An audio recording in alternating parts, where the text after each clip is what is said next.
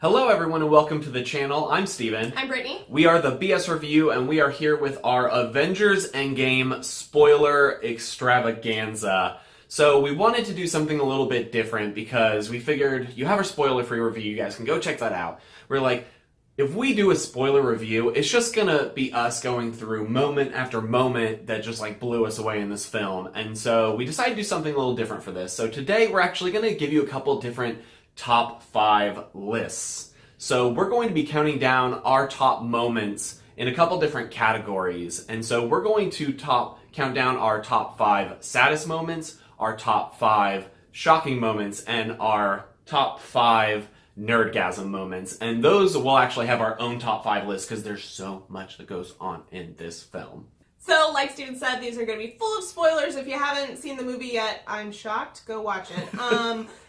And if you have, come nerd out with us and comment down in the comments what you agree with on our list and what you don't. So we're going to start with the sad moments. We figured this would be a good one to start with. We can get our sadness out of the way before we talk about awesome things. So, kick it off. So, at number 5, I think one of the saddest moments for me and for both of us was when Toni and Nebula get rescued by Captain Marvel, sets the ship down, and they're finally back, and you just see Rocket go up to Nebula, the only 2 surviving members of the Guardians after Infinity War, and he just goes up and holds her hand, no words.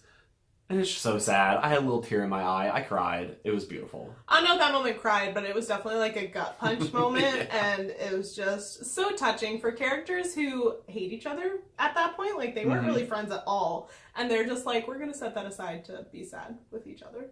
Coming in at number 4 is going to be the opening scene of our movie, and that is Hawkeye realizing that his entire family has been snapped. Statistically, I don't know if that's like what would actually happen, but it's still really impactful, and it definitely sets up his character for the rest of the movie. But I'm like just sitting there in the theater like, what just happened?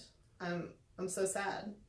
I wasn't super shocked by this moment, but it was very sad. That's why it's in our sad category, not our shocking category. That is very true, because if you recall, I actually predicted this in Infinity War. Did. I was like, I think the next Avengers film will open with all of his family just poof dusting away, and that is what happened. So you can pay me later, Russo brothers, for coming up with it. Ashley is no longer the movie oracle. Steven is.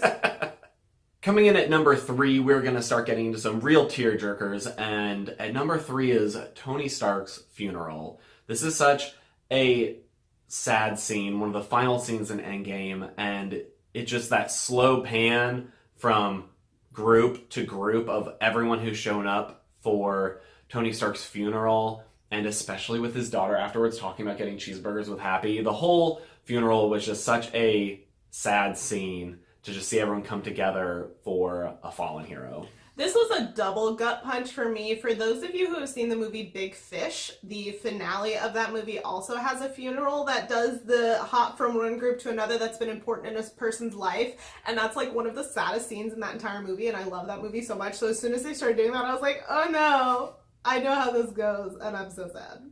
Moving on to number 2, there was no other choice to do for this category and this section is Natasha's death, Black Widow's death, especially because this whole scene you don't know if it's going to be Hawkeye or Black Widow, and so you're sitting there like prepping your heart for either, and then like you think it's one and then it's the other. It's just such an emotional time, and it made me cry. I kind of wish Hawkeye had died, but it was sad. And coming in at number 1 for our saddest moment in Avengers Endgame, it has to be Tony's death scene. So he snaps his fingers, he defeats Thanos, he saves everyone, and this scene is just so sad and so different from your normal death scenes because he just quietly goes and sits down and he doesn't say anything except for like a small little Pepper when she arrives, which I thought was really cute. And I just don't know what to say. This scene, I think everyone was crying during this scene. Like, I can't believe he's actually gonna die. We went to opening night and the guy sitting next to me was just like bawling, which made me cry harder. And our second time seeing it, it still made me cry. I agree. It's the fact that he doesn't really have words. Like, he doesn't get to really say goodbye, like, verbally. It's just so heartbreaking and so well done for an emotional impact. So that wraps up our sad list. So now we're going to take a turn and go into our shocking list. So we're going to discuss our top 5 most shocking moments that surprised us that we did not expect to happen in this film. And before we jump into the list, I'm going to drop a little honorable mention in there. There was a lot of fun cameos that popped up in this movie from people throughout the Marvel Cinematic Universe. And I think one of the best ones as an honorable mention that surprised us was Tilda Swinton showing up when they go back in time to the Battle of New York and Hulk goes for the Time Stone and Tilda Swinton is just hanging out battling people. And it was just such a cool thing to see her in the film. And coming in at number 5, I definitely think is going to be our Thor 5 years later version, when he is just an alcoholic, overweight person. I was really skeptical about this when we first saw it and the connotations it had throughout the rest of the film, but after a second watch and after really considering his whole impact on the film, while that moment is definitely in our shocking, I think that the way they handle his mental health and also the effect it's had on his physicality was done beautifully throughout the rest of the film. There were a couple comments I wish wouldn't have been in there, but just that visual of like panning over to him and Korg are just like chilling out playing Fortnite and he's just a mess was shocking.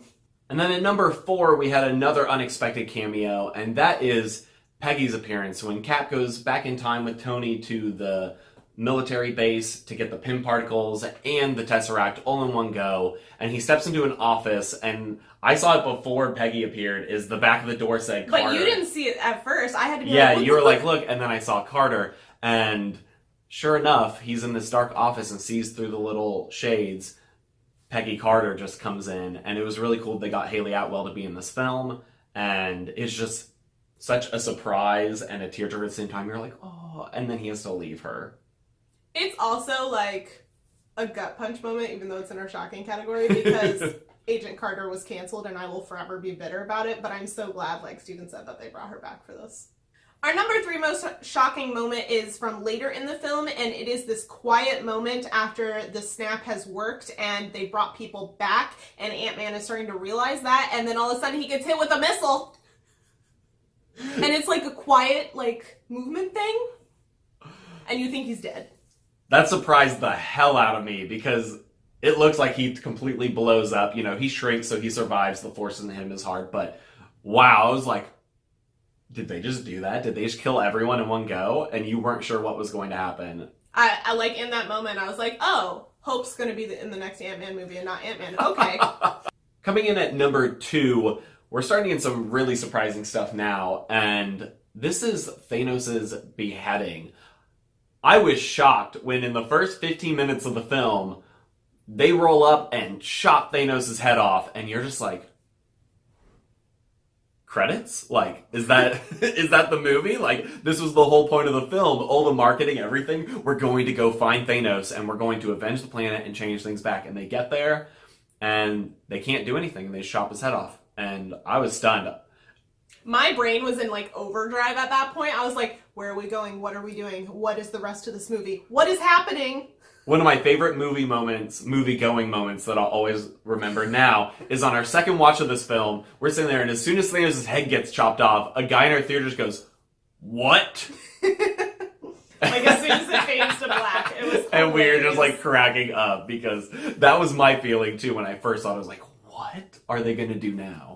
I think the number 1 moment that has to be on our list, and I don't know how it can't be on everybody's list, is the 5 years later reveal. I suspected a time jump in this once we saw some of the previews and Natasha's hair was two-toned. I was like, okay, her hair's different than before, but maybe... I assumed it would be a time jump from the end of Infinity War to the beginning of Endgame. But when we weren't introduced to that at the beginning of Endgame, and we were still in the same timeline, and then that 5 years later jumped within so quickly in the movie, I was just like, what? How? What? If it's 5 years later, that means you haven't figured out that, like, my brain was just, like, on fire from the time Thanos got his head chopped off to, like, past the 5 years thing. I was just like, I don't understand where this movie's going. What are we doing? Yeah, I think the 1-2 punch just creates such a feeling of permanency and consequences for the whole universe. I think it'll be very cool because I think that 5-year time jump will affect every Marvel movie to come. Mm-hmm. And I think that's really cool. And for our final category, we wanted to talk about our best, or what we like to call our nerdgasm moments. So for those of you who have, or those of us who have followed the movies or are somewhat familiar with comics or very familiar with comics, like what are the most like, ooh, I'm so glad they brought that back or made that reveal or made this connection kind of moments. And we had too many, so we split them into top 5 lists. We each have our own. So before we get to our actual top 5, I have an honorable mention, Brittany does too, and I think one of my honorable mention moments that didn't quite make the list because there's so much in this film is the Cap v Cap fight when they go back to New York at the first Avengers movie and he's trying to escape with the scepter and Captain America shows up. It's so funny when he knocks them down. They both knock each other down. He's like, I can do this all day. And it just shows such a fun journey of Cap's character that he's just like, I know. And hilarious. My honorable mention is going to come from the very finale of the film, and that is the reveal of what we like to call the Asgardians of the Galaxy. I say we like we came up with that. Not the internet came up with it. The Asgardians of the Galaxy, the reveal that Thor is going to be joining the Guardians, I'm so happy about because I'm a little tired of Quill's character, to be honest. And so I'm excited for another, like, strong leader character to kind of share that spotlight. And then moving on to my top 5 moment, I'm going to go with Falcon getting the Cap title moved over to him. I know a lot of people were expecting it to be Bucky, but I think that the way they've built up certain characters over time, I think it makes complete sense.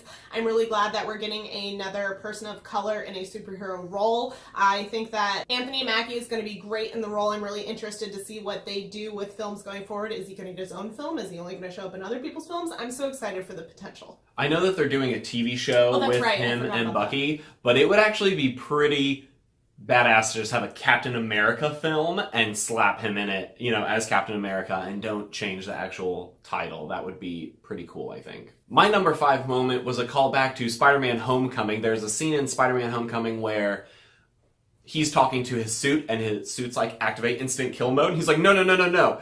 And in the final battle, Spider-Man has the gauntlet. He's running through and there's just like hordes of enemies crawling all over him, and he's just like, activate instant kill, and all his claws just pop out and just start killing tons of these creatures, and it was just such a moment where you're like, oh my gosh, it was badass, it was awesome.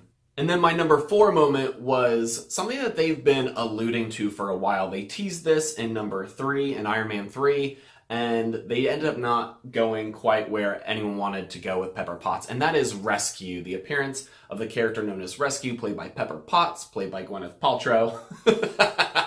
And I was just very surprised to see her show up in the final battle in the suit that they foreshadow at the beginning with the helmet. And it was just so cool to finally see her in a power armor suit with Tony just mowing down people, and just a very cool moment. Something I love about the moment where she shows up is that Tony doesn't say she shouldn't be there or that it's too dangerous for her to be there or anything like that. I think that's a big indicator of how far their relationship has come and how much he trusts her and views her as an equal, which is very different from Iron Man 1 if you go back and rewatch that. I think it's a really cool indication of the character development there.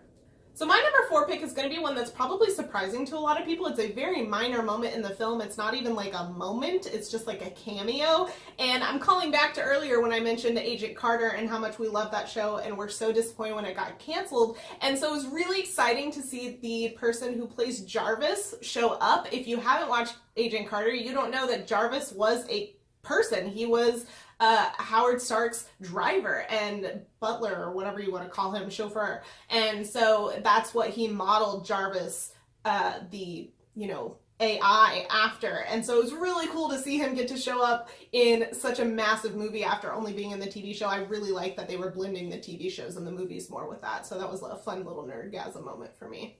Something I was really hoping that they would put in this film is going to be my top 3 moment, and that is the reveal of Captain Marvel with her short haircut. The more recent runs of Captain Marvel have her with the short haircut, and those have been the runs that I have been reading through recently, or at least collecting to start reading more of. And so it was really cool when we got that fun reveal. It's a fun callback to the comics, and I definitely think it indicates where they're going with her character, which I'm very excited about.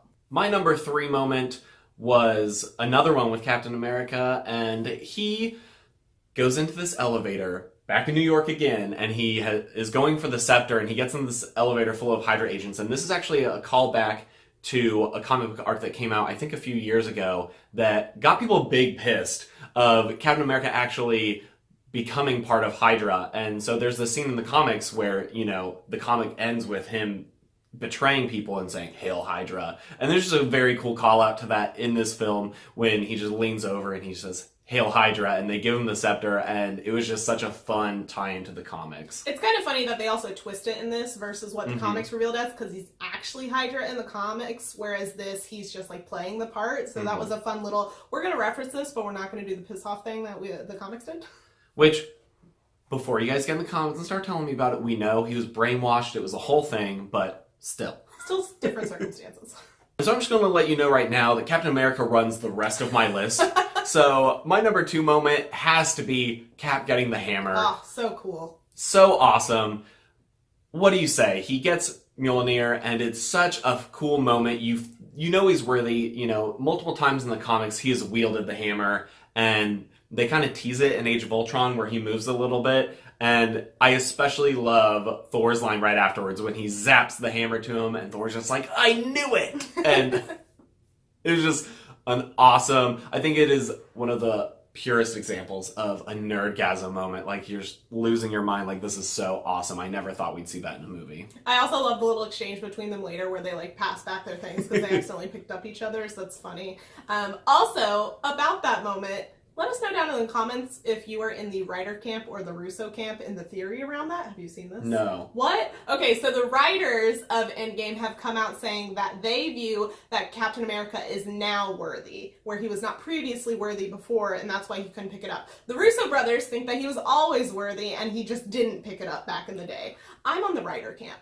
I'm on the writer camp as well, because he was still dealing with his Bucky stuff, and he was lying to his friend Iron Man about Bucky's killing parents. That is the writer's theory, yes. Is that once he came clean on the death-causing reveal, that's what made him worthy. It is clear that being worthy is an inner turmoil thing, so I agree that is a writer camp thing. Let us know your thoughts. One more cool moment about that scene, and I've seen this analysis out there, and it's a cool thing in that scene that when he first gets the hammer and when they first start fighting Thanos, it's a tie-in to the original Avengers film where Thor, Iron Man, and Captain America fight in the forest. And so it's pretty cool. So you know the scene where Thor zaps Iron Man with lightning and it hurts his suit, but it overcharges and then he blasts him. And then Captain America shows up and he hits the hammer onto the shield and it blows everyone back. So the fight scene with Thanos actually goes in the same order, but they do this purposefully. So it's pretty cool when they first start fighting Thanos is Thor actually zaps Iron Man purposely with lightning. He zaps him, and then Cap throws his shield, and Thor throws the hammer and hits the shield to make the shockwave. And it was a cool tie-in to have their disruption in their first meeting to now be their final battle, reproducing those effects purposely. These writers are geniuses, and I love them. So moving on to my number 2 moment is the introduction of time travel into this movie. As a sci-fi ever-loving nerd, time travel is one of my favorite plot devices in sci-fi movies when it's done well. It's done really not well a lot of times. But when it's done well, I just love it so much, and I love all of the tropes that come along with time travel, and I love that this movie destroyed so many of them. But it was just such a fun movie-going moment when, as soon as they started talking about time travel, I literally leaned over to Steven and I was like, I'm very here for this. This is very cool. So it was just like such a fun nerdgasm moment.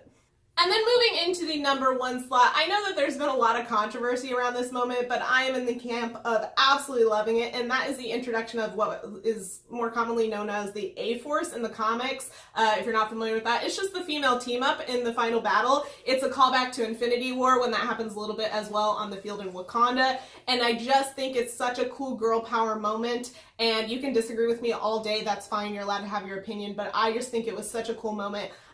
Made me feel so happy, and as a woman, so like just jazzed for where this world is going. And I agree that shit like that should have happened much sooner than 11 years into this franchise, but the fact that we're getting it now just makes me really happy. And on a second watch, I was still tearing up on it and so happy about it, so it completely earns my number 1 spot. Yeah, I've seen some people say that it's pandering, but let's be real. These entire films, if you break them down, you could, you can dissolve everything in these films down to pandering to, the comic book fan audience. And so I don't think that's a valid criticism of this scene. I think that it's so cool to see all the heroes team up in a badass way and see the amount of power that the females are bringing into the MCU that maybe a lot of people haven't necessarily seen. I know I didn't quite realize that until they were all there, and you're like, wow, they've assembled quite the cool squad of powerful women. Then my number one scene, once again, Captain America, and this is something that I've been waiting for throughout all of these films, and this is at the end. He's been beat down, everyone else has been knocked out, Captain America's shield is broken, and, he stands up, he thinks he's the only guy, Thanos is calling down his entire army just to destroy Earth, and Cap's just about to fight everyone, and then you hear Sam in his earpiece on your left, and everyone shows up. Which I didn't realize was a reference back to their first introduction until somebody pointed out. I was like, that makes so much sense, and that's such a cute moment. Yeah, they did a lot of cool stuff with first meetings and then last meetings for a lot of these characters. And it was just so cool to see everyone arrive, literally everyone who matters in the Marvel Cinematic Universe currently, showing up to do battle with him. And the scene when he just, he actually says, Avengers assemble, and it's so cool. Even though he kind of whispers the assemble part, but I don't know how you deliver that without it sounding super corny, and it was a little cheesy, and I friggin' loved it. It was the most amazing thing in the MCU thus far for me. I just think it's really cool how that brands literally everyone who's been involved along the way as Avengers. It's not just the core main ones that we've been introduced to. It's not only the people who've had their own movies. It's literally everyone who's contributed, and they all matter, and they all have a place there. And I just think that was such a cool moment. So that's all our list, guys. That does not cover all the moments that we loved or were excited for in this movie, because it is so freaking full of them. But I think those are the best lists we can do in those categories and some of our favorite moments. And this movie was awesome. That's all I can say. We gave you plenty of spoilers, and we hope you guys enjoyed our list too. Let us know down below if you agree with our lists or what you would change about them. We would love to know your opinions. This comment section is going to be full of spoilers. If you got this far in the video, you're already spoiled, so welcome, join the fam. And give this video a thumbs up if you enjoyed it and you enjoy our spoiler talks and want to see more of them. Subscribe if you're interested in seeing more videos from us. We have a lot of different types of content. You can just go scroll through our recent videos to see what kinds, and we will see you in our next video. Bye!